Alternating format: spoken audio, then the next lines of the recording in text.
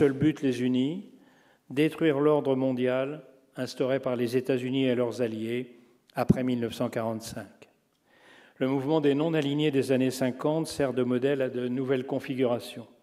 Les BRICS, malgré leur absence d'unité, le Sud global, dont le profil exact est inconnu, l'Organisation de coopération de Shanghai sont surtout l'occasion de grands-messes, mais elles donnent le ton et jouent sur le ressentiment contre la colonisation. Ressentiment assez curieux d'ailleurs, puisqu'il épargne la Russie, pourtant le dernier empire colonial.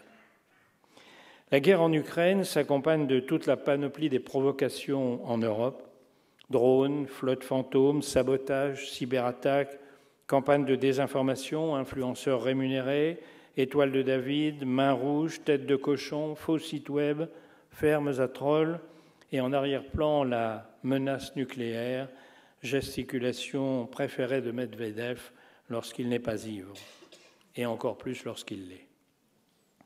Une agression militaire contre l'Europe, donc contre l'OTAN, n'est bien sûr pas à l'ordre du jour, de la part d'un pays incapable de l'emporter contre un voisin 3 fois moins peuplé. Mais nous sommes confrontés à 3 types d'agressions simultanées. Guerre chaude en Ukraine et en Afrique, guerre froide pour l'heure en mer de Chine et dans le Pacifique, guerre hybride partout ailleurs.